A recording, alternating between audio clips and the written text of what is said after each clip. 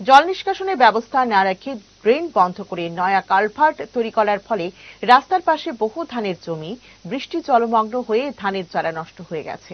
ফলে কমলপুর উত্তর হালহালির কৃষকরা কমলপুর আমবাসার রাস্তা অবরোধ করে। খবর পেয়ে কমলপুর থানার পুলিশ অবরোধ স্থানে ছুটে যায়। প্রায় 3 ঘন্টা অবরোধের পর জল নিষ্কাশনের আশ্বাস দিলে অবরোধ উঠে যায়। কমলপুর এরার পাড় থেকে আমবাসা পর্যন্ত ৩৯ কিলোমিটার ৯৪ কোটি টাকার বিনিময়ে বিকল্প জাতীয় সড়ক তৈরির কাজের বরাত পায় এবং কাজ শুরু করে এসিকে নামে এক কোম্পানি। কিন্তু উত্তর হালাহালির রাস্তায় একটি কালভার্ট নির্মাণ কাজে হাত দেন জল নিষ্কাশনের ব্যবস্থা না করে। রাস্তার পাশে বহু কৃষকের ধানের জমি রয়েছে। বর্তমান মরশুমে আমন ধান চাষ করার সময় কৃষকরা তাদের জমিতে হাল চাষ করে আমন ধানের চারা রোপণ করে। কোম্পানি জল নিষ্কাশনের ব্যবস্থা না করে ড্রেন মাটি দিয়ে ভরাট করে কালভার্ট নির্মাণে কাজ শুরু করে। প্রতিদিন বৃষ্টির ফলে জল জমে আমন ধানের রোপণ করা চারা পচে নষ্ট হওয়ার ফলে এলাকার কৃষকরা আজ সকাল 11টা থেকে দুপুর 1টা পর্যন্ত উত্তর হালাহালিতে কমলপুর আমবাসা রাস্তা অবরোধ করে। এই অবরোধ করার ফলে দুই দিকে প্রচুর ছোট বড় গাড়ি আটক হয়ে যায়। খবর পেয়ে কমলপুর থানার পুলিশ ঘটনাস্থলে যান। পুলিশ এলাকার কৃষক ও কোম্পানির ম্যানেজার মিশ্রের সাথে আলোচনা করে আগামীকালের মধ্যে জল নিষ্কাশনে আশ্বাস দিলে কৃষকরা অবরোধ তুলে নেয়।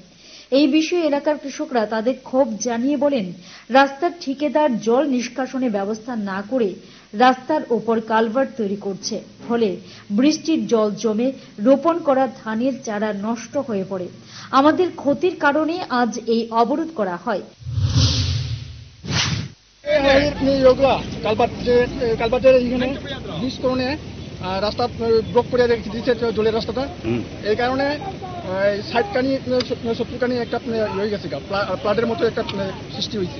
এই কারণে জল সুন্দর মতো নিষ্কাশন না কারণে ট্রাক্টর পাইতে পারতেছে না, সুন্দর মতো রোয়া দিতে পারছে না। যেটা রোয়া দিতেছে এটা প্রসার বাদ ধরছে।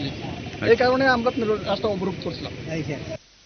রাস্তার কালভার্টটা ভাঙার পর থেকে আমরা জলে লাগিয়া আমরা গৃহস্থ করতে পারতেছি না। প্রায় 100-150 খানি জমি জলের তলে পুরা গেছে।